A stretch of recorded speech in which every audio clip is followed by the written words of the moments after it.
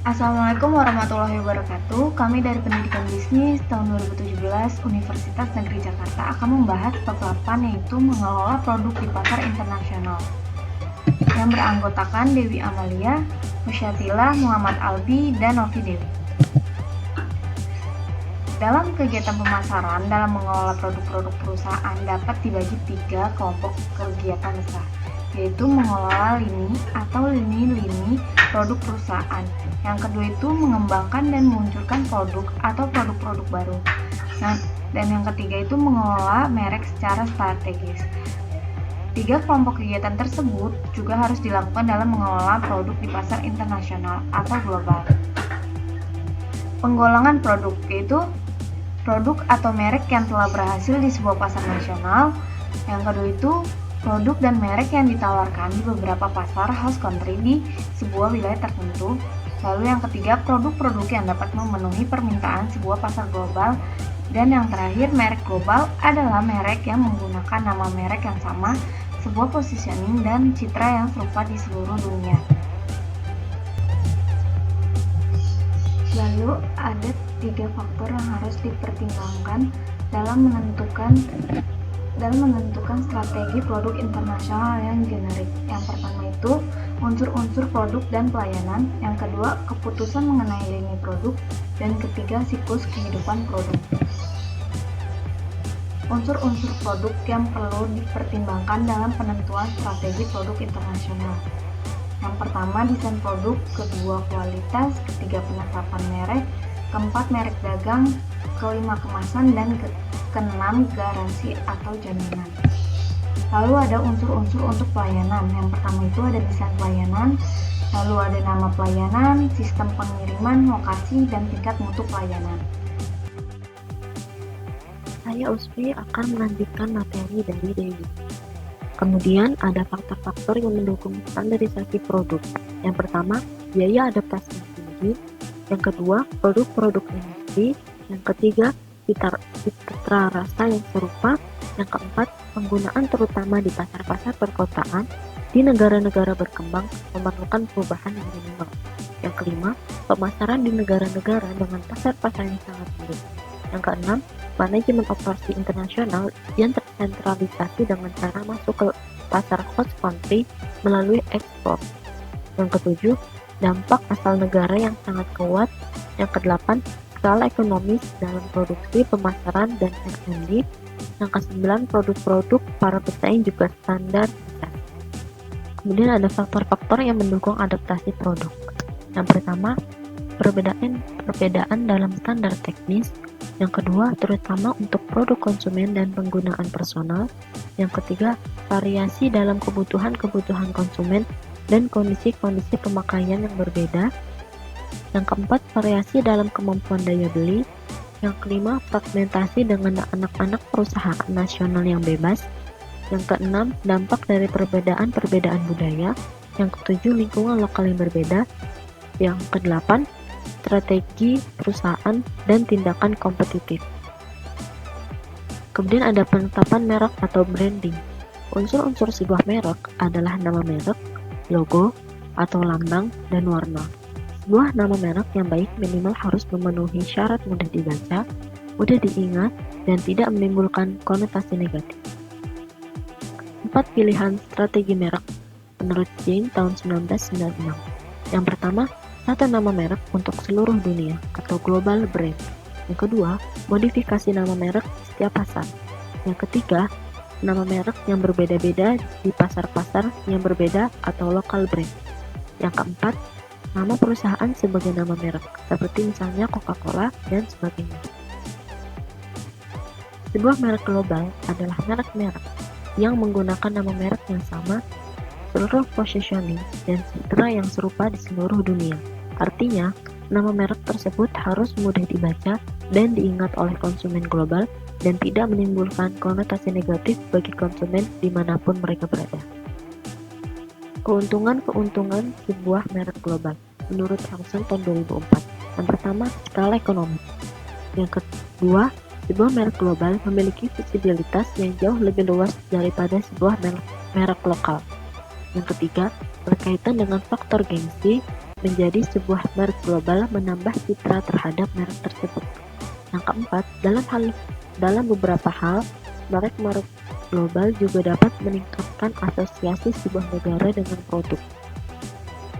Sebuah merek global akan memiliki brand equity yang berbeda-beda di setiap negara.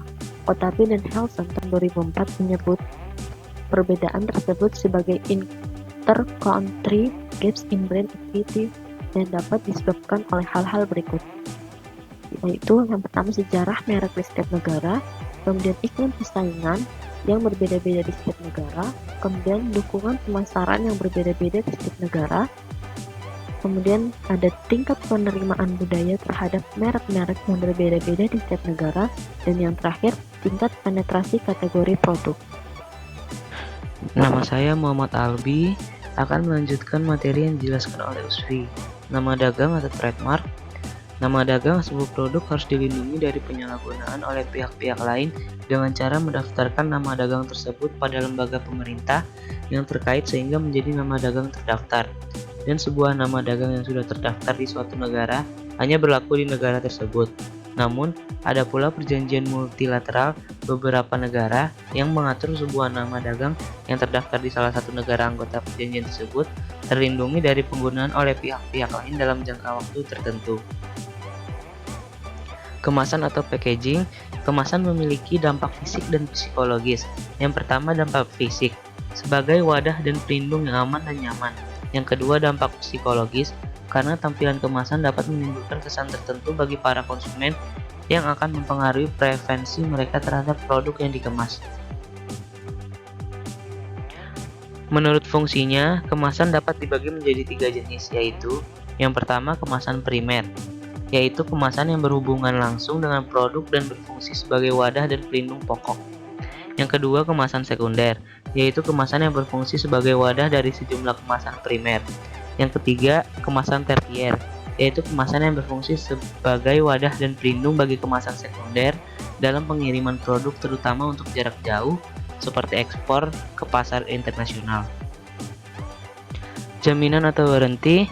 Jaminan yang dinyatakan express warranty adalah sebuah jaminan tertulis yang menjamin pembeli akan memperoleh apa yang diharapkan dari apa yang dibayarnya atau menyediakan cara pemecahan seandainya kinerja produk ternyata di bawah harapan. Kondisi-kondisi yang mendukung standarisasi jaminan. Yang pertama, adanya para pelanggan multinasional yang tidak mau menerima standar jaminan yang lebih rendah daripada yang diterima oleh pelanggan-pelanggan yang ada di negara lain. Yang kedua, produk dibeli di suatu negara dan digunakan di negara lain. Yang ketiga, produk-produk yang mempengaruhi kesehatan dan keamanan manusia. Yang keempat, jika perusahaan menawarkan produk-produk standar secara global. Selanjutnya, saya Novi Dewi Mustafa akan melanjutkan materi dari Muhammad Albi.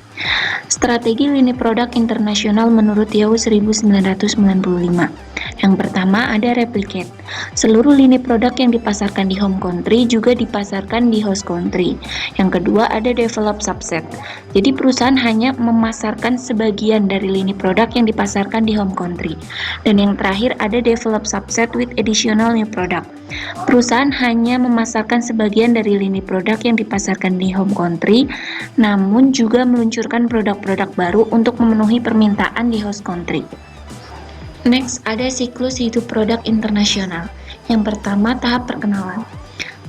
Ciri-ciri umum pada tahap ini adalah penjualan yang masih rendah, volume pasar berkembang lambat, persaingan yang masih relatif kecil, tingkat kegagalan relatif tinggi, biaya produksi dan pemasaran sangat tinggi, serta distribusi yang masih terbatas. Lalu yang kedua, tahap pertumbuhan. Pada tahap ini, penjualan juga laba akan meningkat dengan sangat cepat, disebabkan karena permintaan yang sudah sangat meningkat serta masyarakat sekitar sudah mengetahui produk yang bersangkutan. Sehingga promosi yang dilakukan oleh perusahaan tidak seagresif pada tahap perkenalan. Yang ketiga, ada tahap kedewasaan. Tahap ini ditandai dengan tercapainya titik tertinggi dalam penjualan perusahaan. Normalnya, tahap ini merupakan tahap terlama dalam siklus hidup produk. Dan yang terakhir, tahap penurunan, ditandai dengan penjualan perusahaan yang semakin bergerak ke arah penurunan. Biasanya disebabkan oleh faktor-faktor seperti perubahan selera pasar, pasar jenuh terhadap produk yang ada, produk substitusi mulai diterima, atau juga karena perubahan teknologi. Lalu, apa sih pengertian dari produk baru? Jadi, produk baru itu bisa diartikan sebagai produk yang benar-benar baru bagi pasar maupun perusahaan, produk baru bagi pasar di sebuah negara namun tidak baru lagi, atau produk tidak baru bagi pasar di sebuah negara namun merupakan produk baru bagi perusahaan. Selanjutnya ada faktor yang mempengaruhi penentuan desain produk baru menurut Janet dan Hennessy tahun 1989. Ada 3. Yang pertama, dimensi analitis.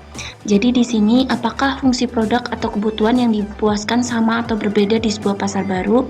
Lalu apakah kondisi-kondisi khusus dalam penggunaan produk dapat mempengaruhi strategi perusahaan? Dan yang terakhir, apakah target segmen pasar secara finansial dapat membeli produk? Yang kedua itu ada opsi-opsi strategis. Yang pertama ada expansion atau perluasan. Berarti produk dipasarkan di luar negeri sama seperti produk yang dipasarkan di home country tanpa perubahan atau adaptasi yang berarti. Yang kedua ada adaptation atau adaptasi. Berarti produk baru yang dipasarkan di host country tidak sama dengan produk yang dipasarkan di home country karena mengalami penyesuaian yang berarti dengan keunikan pasar di host country yang bersangkutan. Sedangkan yang ketiga ada invention atau penciptaan, berarti penciptaan produk baru. Dan yang ketiga ada sumber-sumber pengembangan produk baru. Yang pertama itu ada kantor pusat. Yang kedua pasar-pasar acuan. Yang ketiga anak-anak perusahaan. Yang keempat membeli R&D. Yang selanjutnya mengimpor teknologi produk baru. Selanjutnya ada akuisisi, usaha patungan atau konsorsium. Next, ada internasionalisasi proses pengembangan produk. Jadi, proses penelitian dan pengembangan merupakan stimulasi ide-ide untuk produk baru. Perusahaan-perusahaan global harus mengidentifikasi sumber-sumber ide-ide baru ini dari pasar potensial atau bahkan dari pesaing. Lalu ada proses peluncuran produk baru ke pasar internasional.